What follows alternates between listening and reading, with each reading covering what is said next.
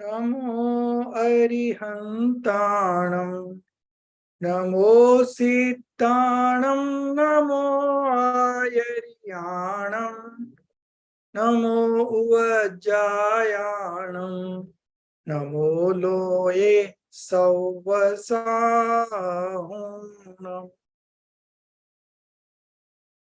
अरिहंत सिद्ध सुर उपाध्याय साधु सर्व अर्थ के प्रकाशी मांगलिक उपकारी है।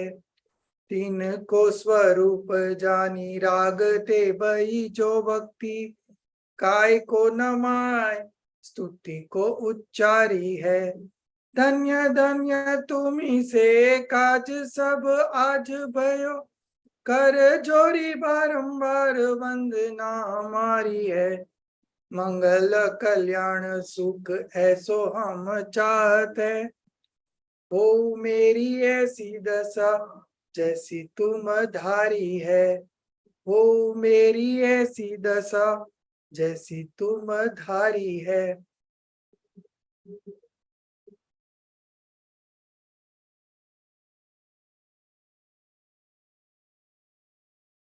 1 minute.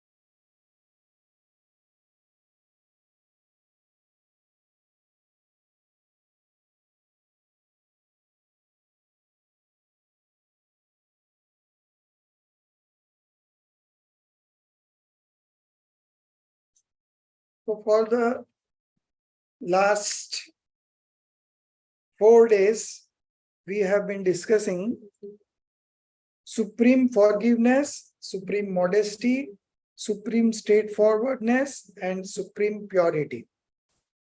So these are the 4 qualities of the soul that is manifested only in the absence of 4 major passions: anger, pride, deceitfulness, and greed. So you must have realized that manifesting passion does not help. Things don't work according to our passions. It works on its own. It is independent. So, for example, you may cheat in business to make more profit, but more profit does not come from cheating. It can only come through auspicious fruition of auspicious karma. And when you cheat somebody, or when you are telling lie to somebody, then 1 minute.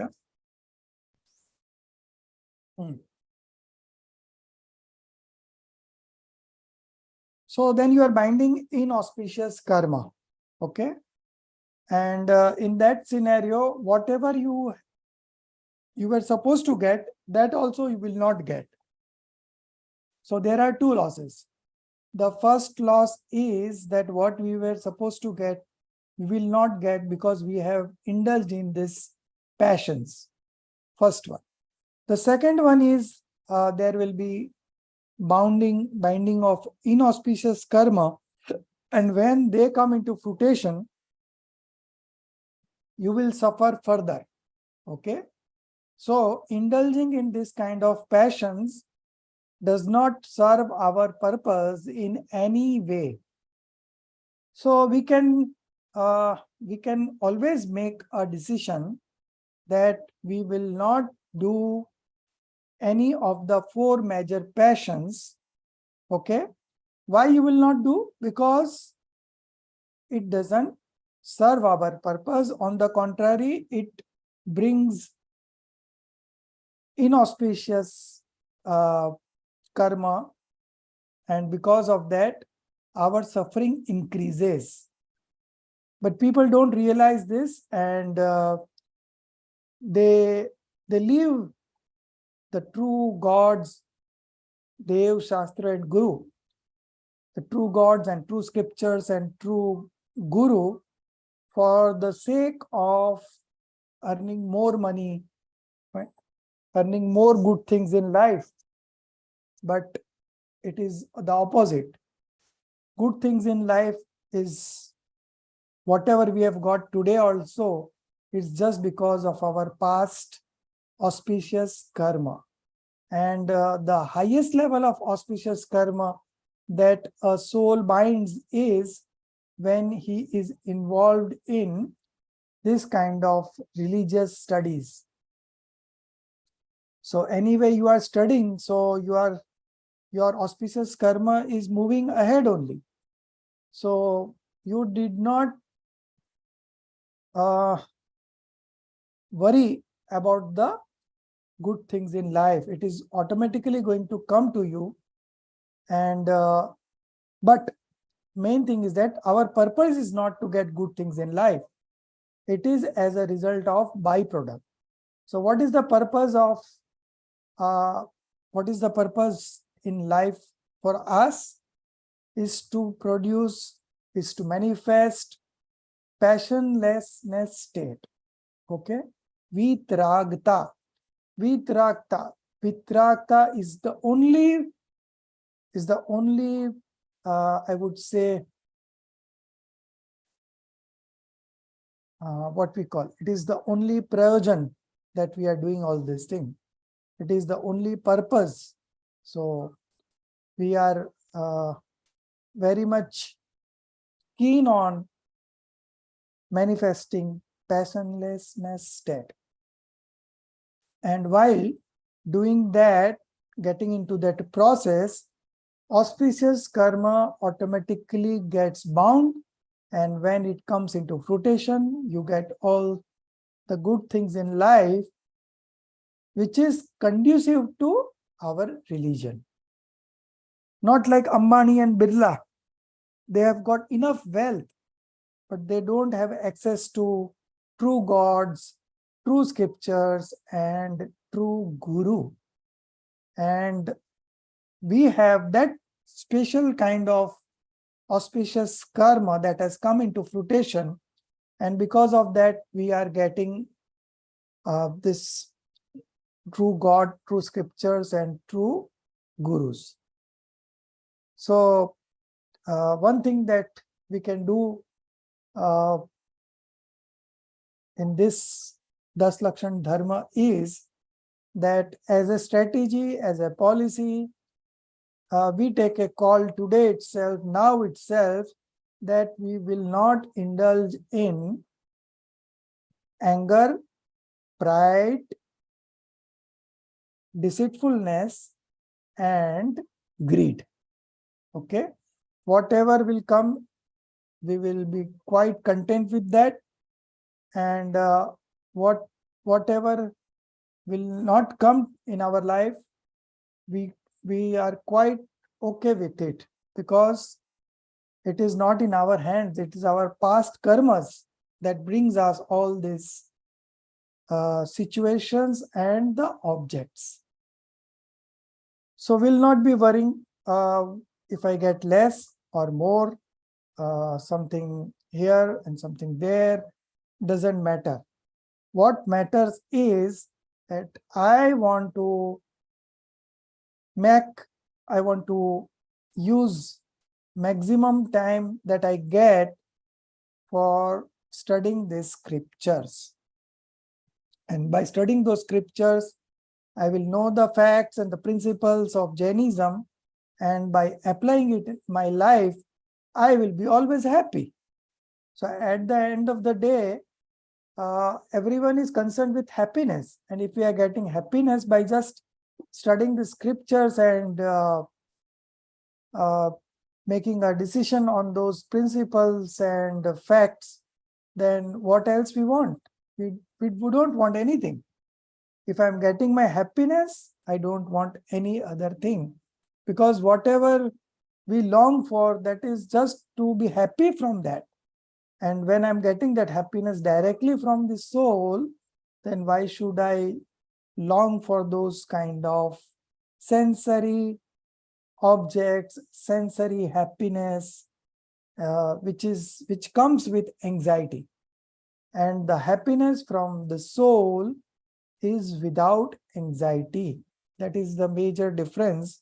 How do you differentiate whether it is an eternal bliss or this is a sensory bliss? So sensory bliss is along with anxiety, and eternal bliss is without anxiety. So that was all about the 4 major passions. Now coming on to the 5th, that is supreme truth, Uttam Satya. Now the first 4 had one corresponding passion against which those religions were manifested. But here in the supreme truth, there is nothing as such. Truth is truth. You have to identify the truth, you have to understand the truth, and you have to take shelter in the truth. And that is only going to manifest Satya Dharma, okay, or the supreme truth. So we'll do the marking first. Okay, the first 2-3 pages are for introduction. So let's go through it, then we will do the markings.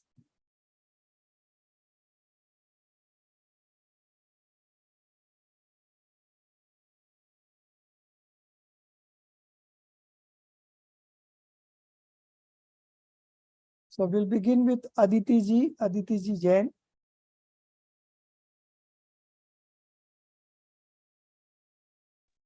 Jai Junaid, am I audible? Yeah. Yes, just a second.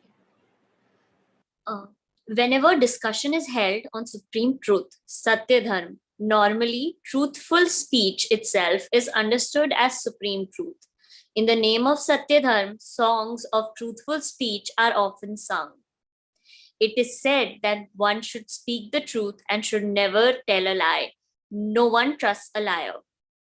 In business also, if one's credibility is established once, it is established forever. Later on, nobody bothers, even if he starts changing at double the rate.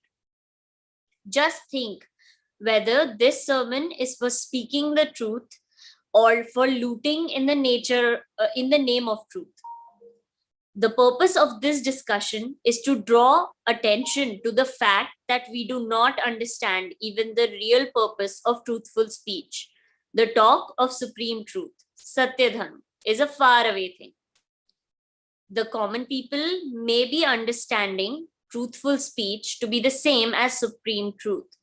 But what surprises one is the fact that even the erudite scholars who have been delivering lectures on Satya Dharma for many years are not able to go ahead of truthful speech. Should I continue, sir? 3 pages. You have to read the full 3 pages. Okay. Okay. So just go on. Okay. In Jinagam, in the omniscience preachings too, truthful speech has also been described as Satya Dharma, supreme truth, from empirical vyavhar point of view, and much light has been thrown on it because it has got its own importance and utility. But when we think deeply from real Nishchay standpoint, there appears to be much difference in truthful speech and supreme truth, Satya Dharma. Supreme truth and truthful speech both appear to be 2 totally distinct and different things. One should bear in mind that what we are concerned with here is the discussion of Satya Dharma, supreme truth, which is included in the 10 religions, which is supreme forbearance, supreme modesty, supreme straightforwardness, supreme holiness, contentment, etc., as described in Janagam. A threadbare analysis of Satya Dharma is being attempted here in the aforementioned reference only. Gandhiji has also accepted truth as being above the limits of speech. He defines truth with God. Truth is God. Wherever discussion about the search for truth or adoration of truth takes place, assuredly, search of truthful speech is not our concern. Rather, some such important and implicit truth is in our mind, which is adorable and worth taking shelter of. The truth adored by and providing shelter to philosophers and metaphysicians cannot be simply the spoken word, under whose shelter dharma, passionlessness, gets manifested, which could be the source of infinite bliss and peace. Such truth can only be some great conscious element or entity, that is Chetna Tattva. It cannot be limited to words and speech. Limiting it to words and speech is itself the biggest untruth. Acharyas, chief saints, have given thought to truthfulness of speech and the control of speech too, but they have discriminated it from Satya Dharma, supreme truth. In order that many people may observe truthfulness in speech and keep control over speech, Acharyas have discussed it in the following 4 different contexts. Satyanuvrat, the small vow of speaking the truth. Satya Mahavrat, the great vow of speaking the truth. Bhasha Samiti, carefulness in speech. Vachan Gupti, control of vocal activity. Mainly to take a vow not to indulge in gross lies in Satyanuvrat, not to tell even a subtle lie and always to speak the truth is Satya Mahavrat. Even when speaking the truth, to abstain from hoarse, displeasing, exaggerated truth, to speak beneficial, limited and pleasing words is Bhasha Samiti, whereas not to speak at all is known as Vachan Gupti. Thus, we see that in Janagam preachings, to keep the vocal activity truthful and controlled, it has been circumvented at 4 places. The sum and the substance is that if speaking is not essential, don't speak. If speaking is essential, one must speak salutary, few and pleasing words. That too absolutely true. If you cannot abstain from telling a small lie, at least don't tell a big lie. Here, the vocal activity is circumvented from both the positive and negative sides. The positive side, asti, in the form of what to speak and how to speak, is considered under Satyanuvrat, Satya Mahavrat, and Bhasha Samiti. And the negative side, nasti, is in the form of abstaining from speaking, is considered under Vachan Gupti. Thus, to speak and not to speak, both the aspects of the vocal activity have been covered here. What else remains after making the speech so controlled, on account of which you want to place Satya Dharma also within the bounds of speech? A great loss which has resulted due to limiting Satya Dharma in the 4 corners of speech or vocal activity only is that its quest itself has been lost. The acquisition of that which is being searched is possible. But how can that be acquired? Whose search is lost? So long as truth is not understood, search continues. But when some false thing is believed to be truth, its question is also stopped. When search is stopped, where lies the question of its acquirement? The search of a murderer continues till someone is arrested for committing the murder. If one who has not committed the murder is arrested for the crime of murder and is given punishment, the real murderer will never be arrested. The file is now closed because in the opinion of the world, the murderer has already been arrested and punished. What is the need for searching now? When the search has been stopped, it is impossible to find the real culprit. Likewise, when truthful speech, Satyavachan, is taken to be the supreme truth or the Satyadharma, where does the question of searching real Satyadharma arrive? The great loss that has occurred due to believing Satyavachan to be Satyadharma is that the quest for Satyadharma itself has got lost. Bas, this much only. So you have seen in the 3 pages that what they want to emphasize is that Satya Dharma and the Satya speech. Truth, Satya Dharma is a supreme truth, and speaking the truth is something different. Okay, so dharma is something which is manifested in the soul. Okay, religion is something which is manifested in the soul, and the speech is something that is a function of matter, Pudgal Dravya. Okay, so there is, in that sense, there is no relation between the two. Both are different substances. Satya Dharma is manifested in the soul substance, and Satya, truthful speech, or the Satya speech, okay, Satya Vachan, that is a part of the Pudgal Dravya.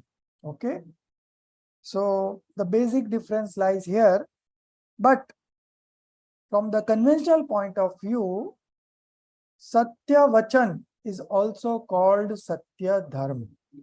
Okay, truthful speech is also called supreme Satya Dharma from the conventional point of view.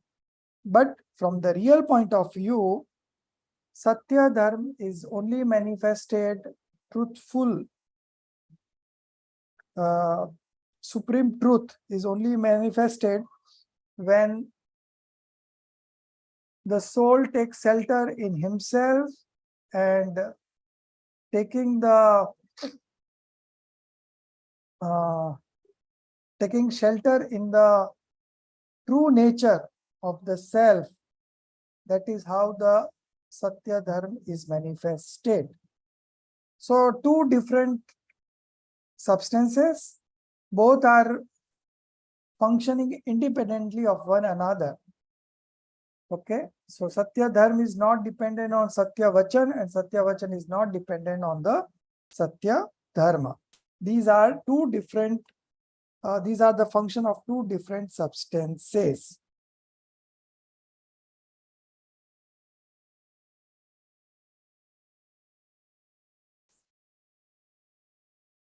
So Acharyas have given thought to truthfulness of speech and the control of speech too, but they have discriminated it from Satya Dharma, or the supreme truth.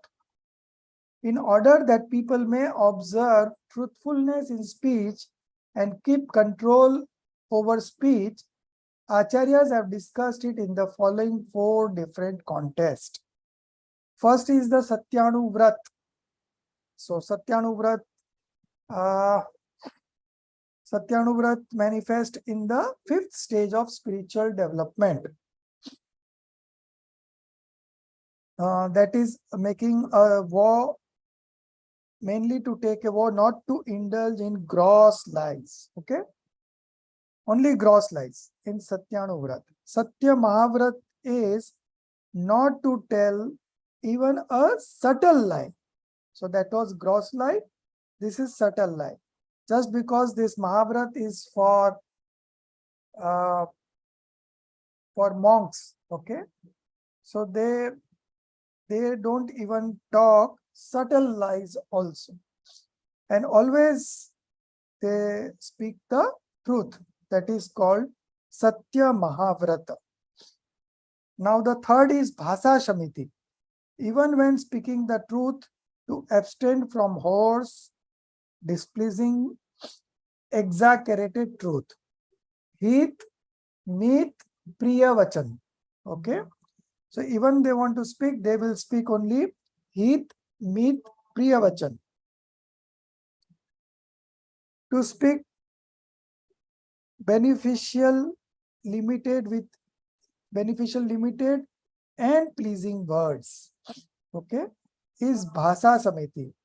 And the last one is vachan gupti. Not to speak at all is vachan gupti. So you see that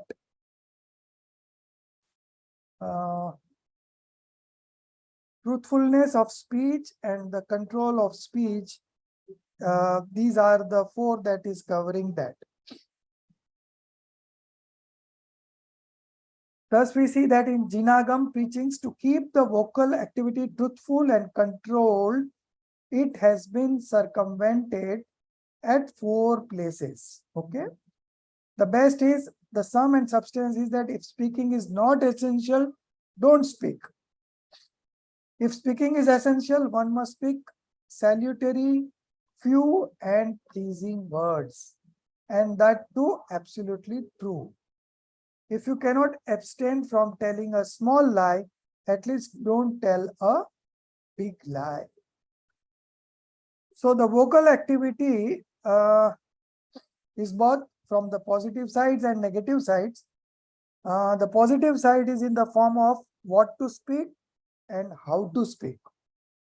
And Satyanuvrat, Satya Mahavrat and Bhasa Samiti comes under that. And the negative side is in the form of abstaining from speaking. And it is considered under Vachan Gupti. Thus, to speak and not to speak, both the aspects of vocal activity has been covered here. Now the question is, what else remains after making the speech so much controlled, on account of which you want to place Satya Dharma also within the bounds of speech? So the Acharyas, so the writer says, a great loss which has resulted due to limiting Satya Dharma in the 4 corners of speech or the vocal activity only, is that its quest itself has been lost. So when there is no quest, how people are going to indulge in finding the truth? Okay. So instead of finding the true supreme truth, they considered truthful speech as the Satya Dharma, which is not correct. So now we are coming to that topic of discussion, that Satya speech, truthful speech, is not supreme truth. Okay. So Satya Vachan is not Satya Dharma. Why? So there are 5 points. You can mark down it. Page number 77. The second paragraph is the first point. There are 5 points. So first of the 5 points. The next paragraph is the second of the 5 points. Then leaving one paragraph, Acharya Uma Swami is the third point. Next page, second last paragraph. To escape from this situation is the 4th point, and page 79, first paragraph is the 5th point. Okay. So we will see these 5 points, and then we will come to a conclusion that Satya Vachan is not Satya Dharma. So here 5 logics are given. The logics are very good. We will just read through and then I will summarize. So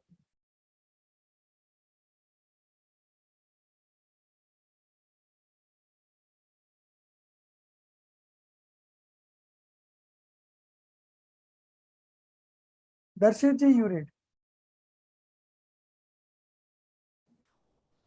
Jai Jinendra. Yeah. I think we're reading from page 77. Yeah. Okay. What is Satya Dharma? The inquisitive persons who do not know the answer to this will discover Satya Dharma sometime or other because their search is on. But for them who have assumed Satya Vachna to be Satya Dharma, it is not possible to discover the truth. Anuvratas, small vows, are observed by householders and not by saints, munis. Mahavratras, great vows, are practiced by saints and not by householders. Likewise, Bhasha Samiti and Vachna Gupti are cherished by saints and not by householders. Anuvrata, Mahavrata, Gupti, and Samiti are fostered by householders and homeless saints, but not by siddhas, liberated souls, and also not by vowless, right-faithted jivas, whereas supreme forbearance, and I think by supreme forbearance it means supreme forgiveness, etc. 10 religions are found according to one's own spiritual status, right from vowless, right-faithted souls up to the emancipated siddhas. Speech is the modification, paryay, of matter, substance, and truth, satya, the religion of soul. The religion of the soul resides in soul and not in body and speech. In siddhas, the possessors of all the religions, the existence of the religions of the soul is necessarily to be found. Forbearance, etc., the 10 religions, including Satya Dharma, are found in siddhas, but they are devoid of Satya Vachan. Hence, it is established that from Nishchay point of view, Satya Vachan is not Satya Dharma. One question may arise here. Are Anuvrata, Mahavrata not religion? Are Samiti, Gupti also not religion?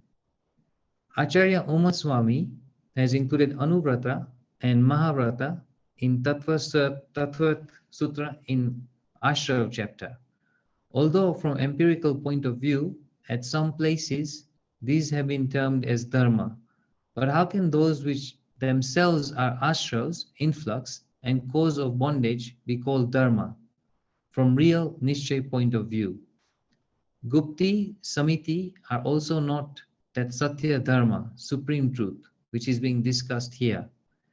The thing worth noting is that Acharyas, saints, have described the 10 religions separately, besides Gupti, Samiti, etc.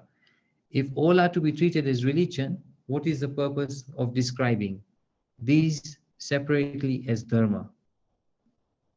From whatever point of view, these have been separately mentioned as dharma.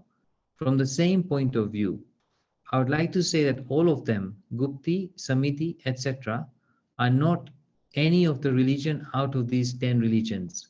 Or one can say those, Gupti, Samiti, are not that Satya Dharma, which is being discussed here.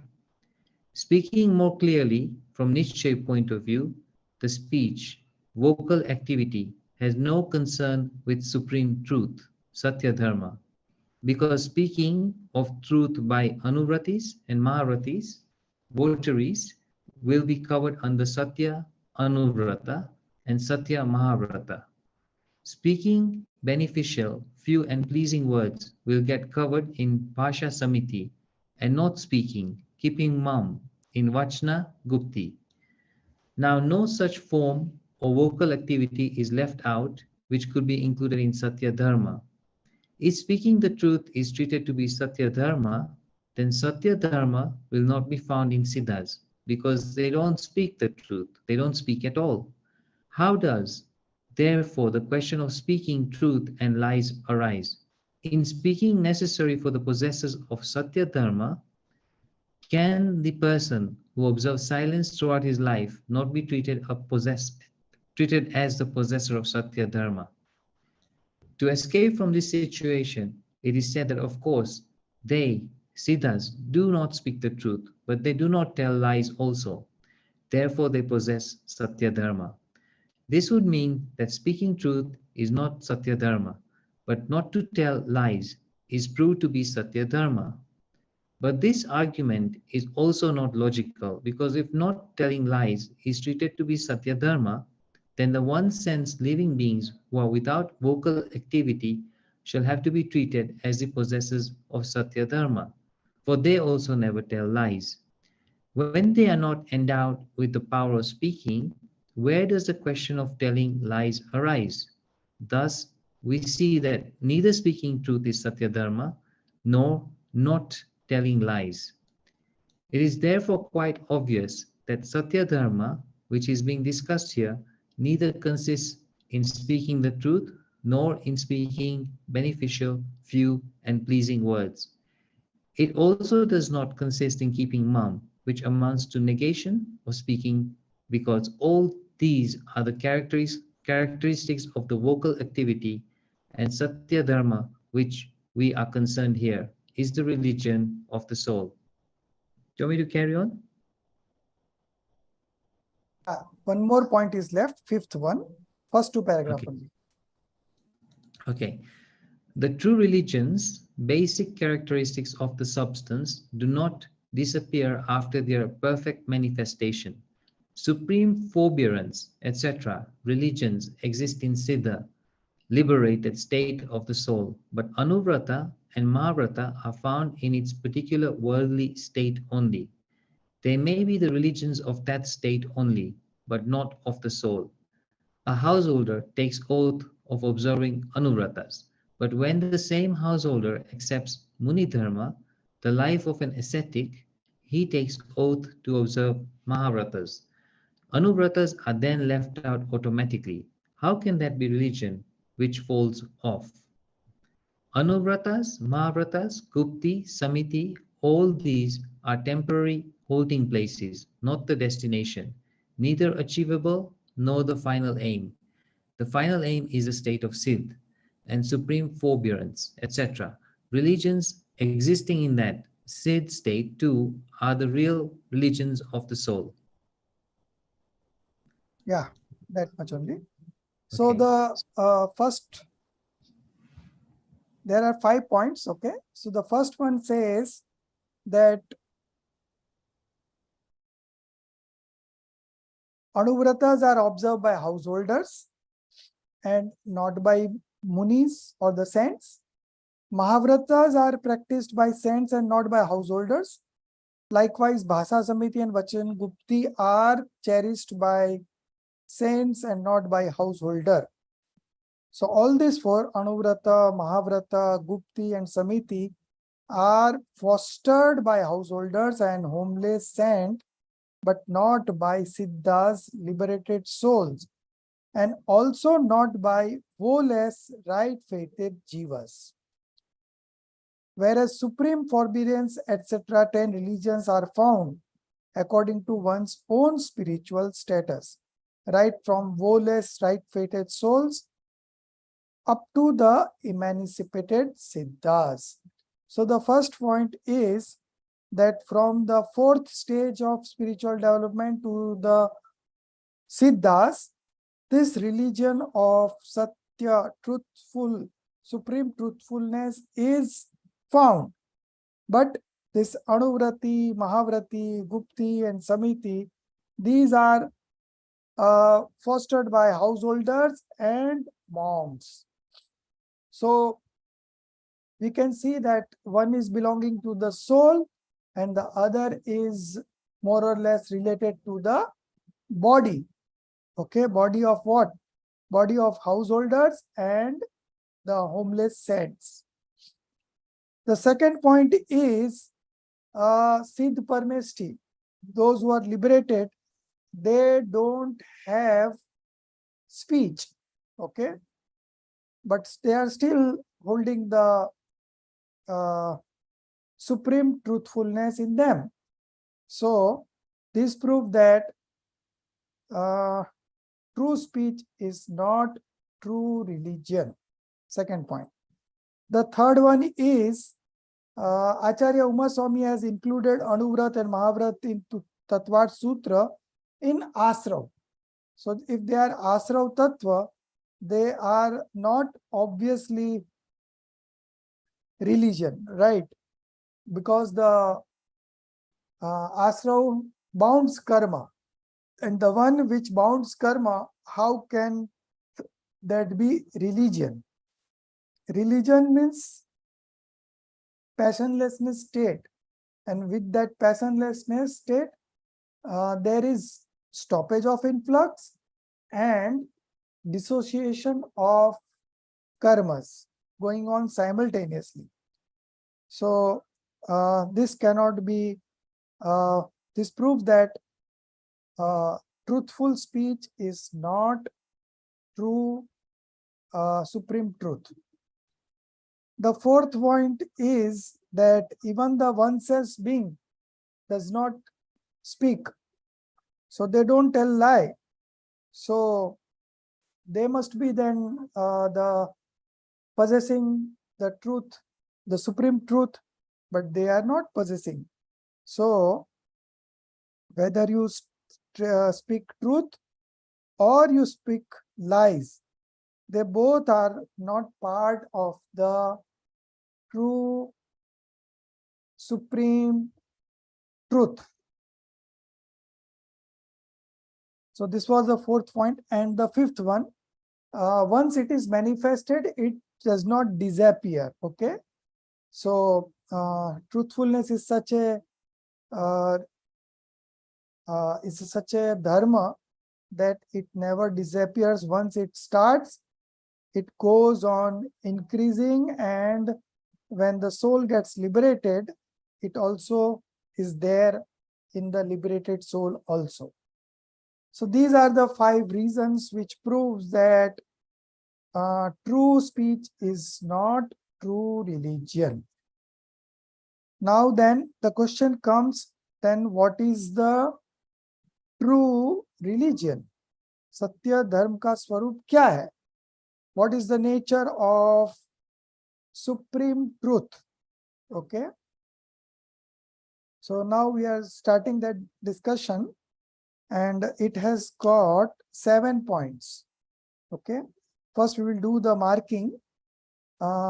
Page number 79, first, second, third, fourth. So before the third paragraph, you write down the question. Then what is the true, what is the supreme truth? What is the nature of supreme truth? Okay. So yeah, here, before now the new topic starts. What is the nature of supreme truth? Yeah. So the first paragraph is introduction. The second paragraph is point number 1. Sat existence is the intrinsic property of a substance. Yeah. Then next paragraph is number 2 point.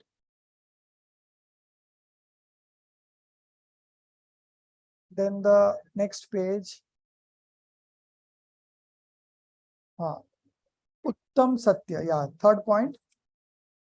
Then one paragraph leave. Then Niyam is the fourth point. Then after 2 paragraph, last paragraph, Sat, fifth point. Then next page, first paragraph, 6th point. Then the next paragraph, 7th point. So these 7 points tells us about the true nature of supreme truth. Okay. So there will be some from the conventional point of view, something will be said from the real point of view. We will understand everything through these 7 points, and then we will come to the conclusions.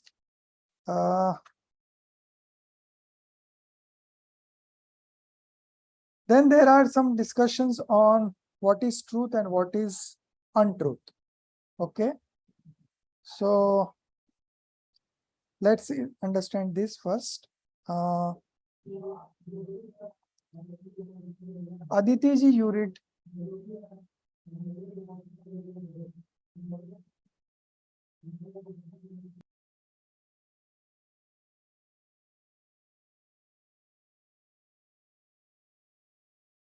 What is the nature of supreme truth? Now we have to comprehend that Satya Dharma, which is not found in all wrong-faithed souls, Mithya Drishtis, of the 4 channels of embodied existence from 1-sensed creatures up to 5-sensed living beings, but which is found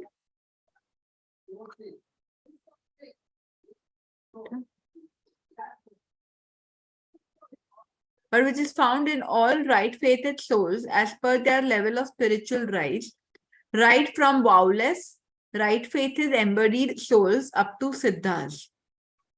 1.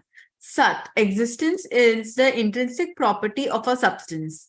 Soul is also a substance, hence it is Sat Swabhavi, characterized by Sat. The tranquil attachments, modifications which is manifested in the soul by taking shelter of Sat Swabhavi Atma is called Satya Dharma from Nischay point of view. The word Uttam prefixed with Satya indicates the absence of wrong belief and the presence of right belief. The acquirement of right belief is impossible without the annihilation of wrong belief. 2. So long as this Jeev, soul, does not understand the true nature of a substance, particularly that of a soul substance, the attainment of Satya Dharma is not at all possible. The question of development and enrichment of a thing does not arise if it has not even been generated. Without self-realization, right comprehension of the soul substance is not possible. For the annihilation of wrong belief and the acquirement of right belief, only true knowledge of the essential non-self elements is necessary. But as regards the soul, its realization and knowledge both are essential. Without self-realization, right knowledge of the self is not possible. Uttam Satya, which means passionlessness along with right belief and right knowledge. Speaking the truth is not at all Satya Dharma from the Nischay point of view. Simply knowing the truth and believing the truth are also not real Satya Dharma, because simply knowing and believing are respectively the modification of knowledge, jnana, and belief, shraddha. Whereas Satya Dharma, supreme truth, is a modification of conduct, charitra attribute, which is one of its phases. Supreme forbearance, etc., 10 religions are nothing but different aspects of charitra itself. This point has already been explained in detail in the chapter of general discussions about the 10 religions. Hence, let alone the talk of truthful speech, right belief and right knowledge too are not Satya Dharma, but the state of passionlessness emerging in conjunction with right belief and right knowledge is assuredly supreme truth, Uttam Satya Dharma, from the Nischay point of view. 4. Niyam is the name of conduct, and elucidating Niyam, Acharya Kund writes in Niyam Sar. He who, avoiding good and bad forms of speech and impure thoughts such as attachment, etc., engrosses in the self-soul, achieves niyam, charitra undoubtedly. Here too, religion in the form of conduct is stated to be avoidance of vocal activity, both good and bad forms of speech, and passionate thoughts. Satya Dharma is also an aspect of conduct, charitra. Therefore, it should also be in the form of avoidance of speech and passionate feelings. Sat means that which exists. To know, believe a substance in the form in which it exists is the right belief. To describe it as it is the true speech, and the manifestation of passionlessness in conjunction with the right knowledge and the belief about nature of the self-soul is Satya Dharma. The existence of a Sat, non-entity, is a relative aspect. From Jeev's point of view, a Jeev is a Sat, and from a Jeev's point of view, Jeev is a Sat. Because a substance from its Chatushtai, self-quaternion point of view is Sat, self-existing entity, and from per Chatushtai, others quaternion point of view, is asat, non-existing entity. 7. As a matter of fact, whatever is there in the universe, all that is sat. Nothing is asat. But people say in the world, the kingdom of falsehood alone is seen. Truth appears nowhere. This is really the defect of one's vision, not of the nature of the existing things. That alone is called Satya, which has existence in the world. Let us now ponder over what is truth and what is untruth. So that is a different topic. What Yeah. is truth and untruth? So this is now you must have realized that what is Satya Dharma. Okay. So the right speech, sorry, right belief and right knowledge. Satya Dharma is the modification of conduct, Charitra attribute. Okay. So we have Shraddha, that is right belief. Then we have Gyan, that is right knowledge. And then we have Charitra, that is right conduct. So this, all the 10 religions are part of the conduct. Okay. Is the modification of conduct. So Satya, supreme truth, is the modification of conduct attribute. 1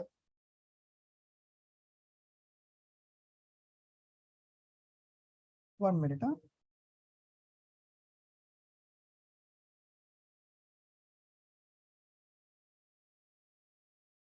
So we can see that difference between true speech and a true religion. So religion is something that is manifested when a soul takes his own shelter and manifest self-realization. And with the self-realization, the manifestation of religion starts in the soul. Then there is another meaning to Sat. Sat is truth, and the next other meaning of truth is existence. So that which exists is also Sat. Okay. So soul is something which exists. Okay. So the characteristics of a substance is this existence. If the existence is not there, then the substance is also not there.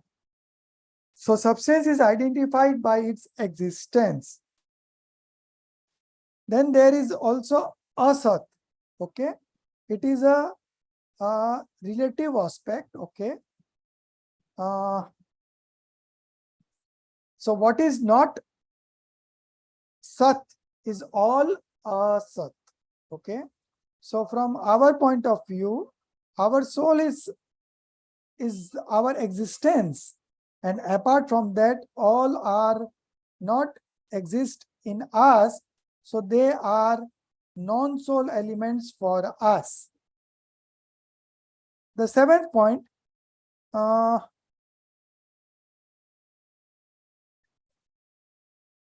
as a matter of fact, whatever is there in the universe, all that is Sat, nothing is Asat.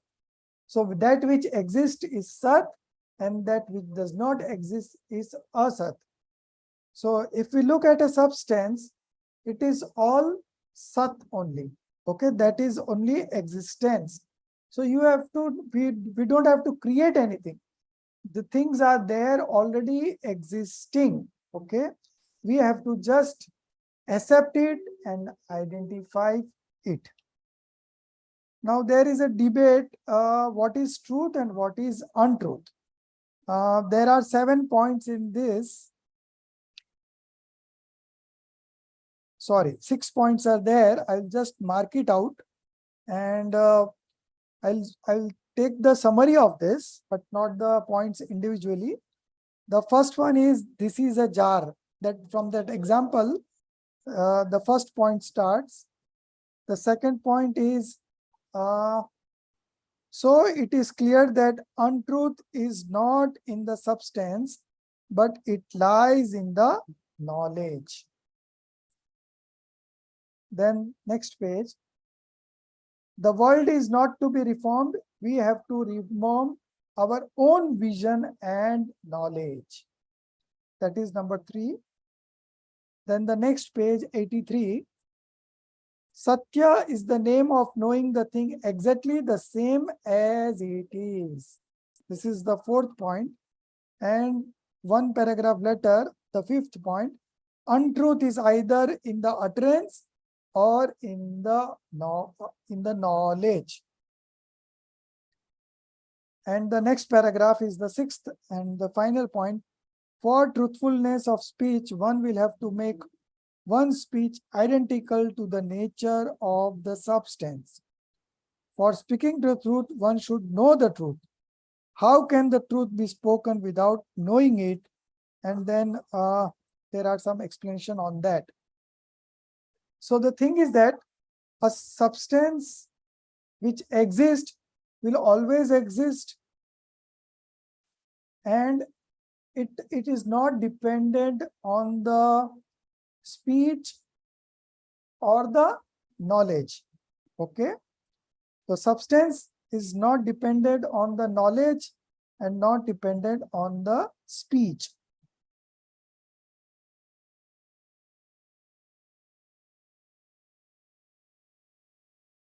So untruth is either in the utterance or in the knowledge, but untruth is not in the substance. Okay, there is no existence of untruth in the substance. Fire will remain hot even if someone may not say so. So the nature of substance, that is the existence of the substance, it does not require anybody's, I would say, anybody's opinion or not any opinion. Okay, it is what it is. The substance remains the same. It is not that if someone proclaims it, then only it will be a substance. It is thus, it is as it is a substance. So the eternal inner self, having knowledge and bliss, is as its basic quality, is the ultimate truth. Now we come to the conclusion, page number 85.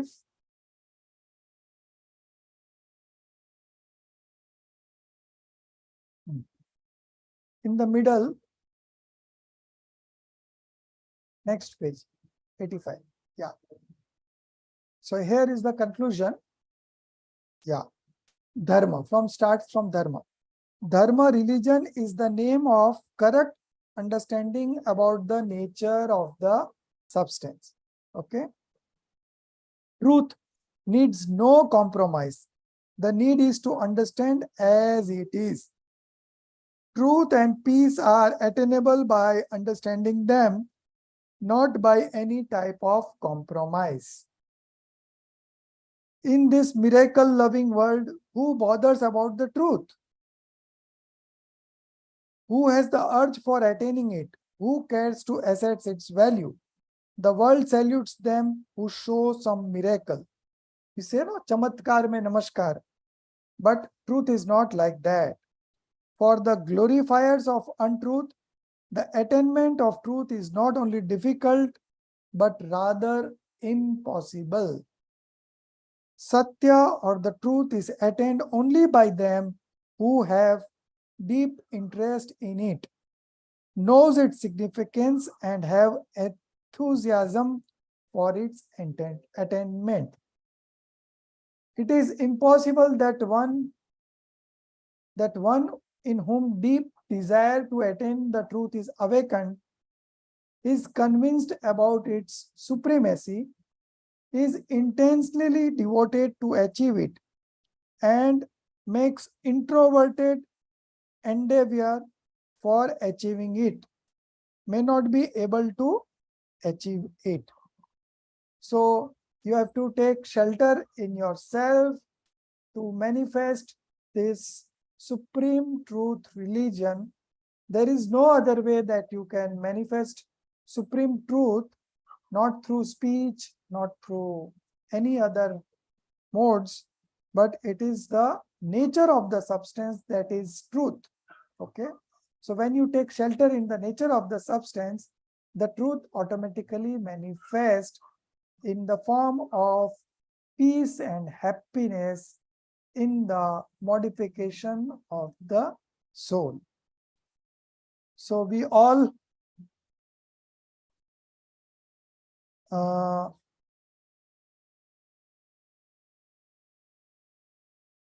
I now take last 3 lines. I'm reading last 3 lines. I now take repose with the divine spirit that all people be endowed with Satya Dharma in the form of passionless modification under the shelter of the eternal true nature of the self soul. So once you take shelter in the true nature of the soul, this supreme truth automatically manifests. So the substance doesn't have any consideration. If you consider the substance as otherwise, the substance doesn't become so. Okay. So only by accepting the truth, okay, you can manifest supreme truth in yourself. Classic example is about Gurudev Sri Kanji Swami. So he never compromised on truth, and ultimately he won. Okay, he fought that battle of struggle. He has to struggle a bit, but at the end, the truth shall always prevail. And Gandhiji also had great faith in the truthfulness of things, and he also got India independent with the help of the truth. So the supreme truth is a quality of the soul, and by taking shelter in it, we can also manifest this religion in ourselves. So this is all about supreme truth. Tomorrow there will be no classes because tomorrow is Visarjan here, so there will be a lot of disturbance here. And anyway, we are going 1 day in advance.